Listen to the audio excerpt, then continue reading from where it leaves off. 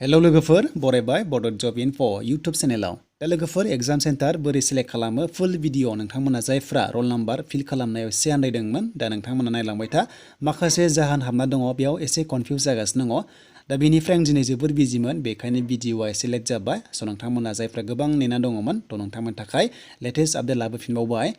दा जोङो exam centre select खालामबा जोंहा बे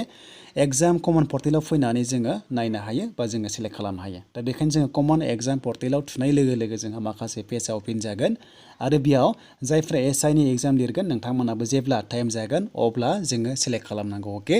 स' बिदिब्ला जों बेयाव थुनोसै ना बेनिफ्राय जोंहा गासैबो डिटेल्सखौ नायफिनजोबसै बेनिफ्राय जाय नोंथांमोना दासिमबो एडमिट डाउनलड खालामाखै खालामना लादो आरो जायफ्रा एडमिटआव फट' एबा सिगनेचार फैयाखै नोंथांमोननि थाखाय लेटेस्ट आपडेट लाना फैदों स' नोंथांमोना भिडिअखौ जोबजासिम नायलां अब्लानो गासैबो बाथ्राखौ नोंथांमोना बुजिगोन आरो नोंथांमोननि टेनसना खारगोन बा नोंथांमोना माखासे आइडिया मोनगोन मा खालामनांगौ स' दानिया जोंहा बे कमन रिटेन एग्जाम पर्टेलाव थुनाय लोगो लोगो जोंहा थांसै फैदो माखासे पेजाव जों थांसै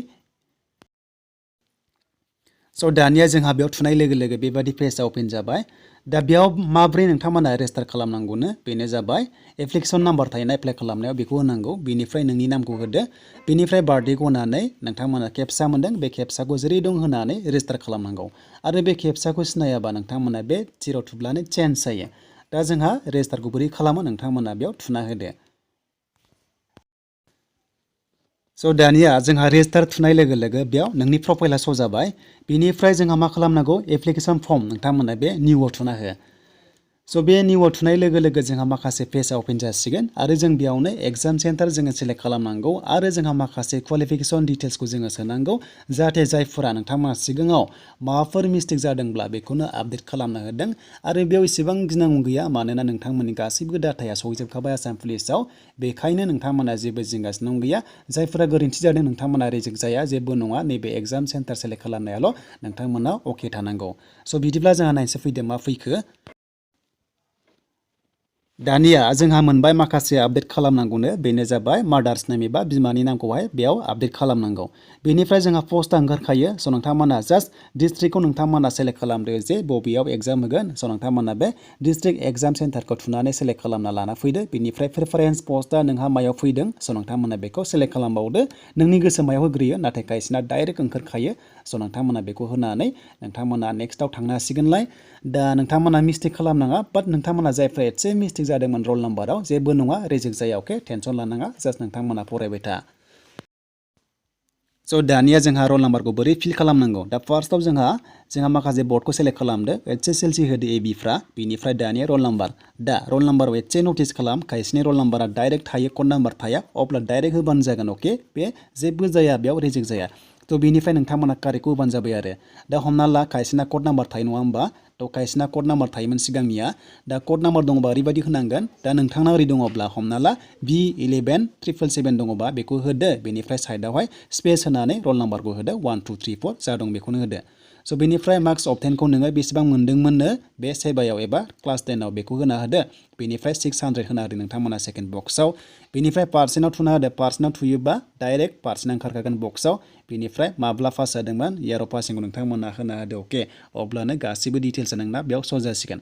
आरो बिदिनो आर्ट्सनाबो नोंथांमोना आर्ट्स साइन्स कमार्स सेलेक्ट खालामदो स्ट्रिमखौहाय HSआव बेनिफ्राय आसाम हायार सेकेन्डारियाव होदो बेनिफ्राय दानिया थिग बेबादिनो कड नाम्बार दङबा कड नाम्बारखौ होदो आरो कड नाम्बार गैयाबा डाइरेक्ट रल नाम्बारल'बा रल नाम्बारखौ होना होदो थ' खायसेना रल नाम्बार थायो खायसेना कड नाम्बार थायो स' कड नाम्बार दङबा नोंथांमोना फार्स्टआव कड नाम्बारखौ होनानै बेनिफ्राय स्पेस होनानै रल नाम्बारखौ होदो अब्लानो जासिगोन स' बेनिफ्राय एखे सिस्टेम गासैबो मार्क्स अबटेना नोंथांमोना होना लादो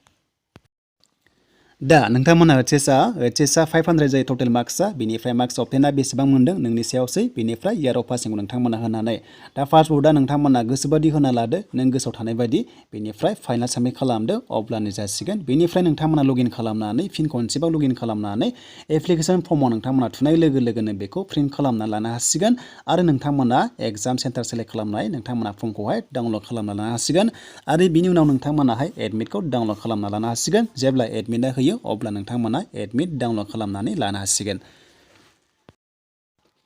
स' दानिया एडमिट डाउनलड खालामनाय गोदान प्रसेस बेनो जाबाय 2022 दा बेयाव जायफोरा AVUBआव रिलि होनो गोनां दङ स' नोंथांमोनाबो खालामना लादो आरो जायफोरा एडमिट नोंथांमोना फट' फैयाखै बा सिगनेसारा फैयाखै जिंगासिनो गैया दा नोंथांमोननि खामानिया ओरैबायदि जागोन रिलि डेट ओंखारबाय नालाय गासैबो एक्सेप्टेडखा जेब्ला रानिं खालामनो थांगोन अब्ला मा खालामनांगौ फट' सिथाबना होनांगोन बेनिफ्राय साइनखौ होनांगोन आरो माखासे टेकनिकेल इसुनि थाखाय माखासे फट' फैयाखै जेबो नङा आरो जायफोरा मिस्टेक फैदों नामा एबा डेट अफ बार्थ गासैबो मिस्टेक फैदोंबा बे जेबो जिंगासिनो गैया जेब्ला रिलिज जागोन माखासे कम्पिउटार अपारेटर थायो बिथांमोना बेखौ आपडेट खालामनो हायो SLPRBआव दा बेखायनो जिंगासिनो गैया जास्ट नोंथांमोना फरायदो बेनिफ्राय प्रेक्टिस खालामदो आरो जेब्ला टाइम जायो नोंथांमोना रानिं एबा एग्जामखौ हैनो हासिगोन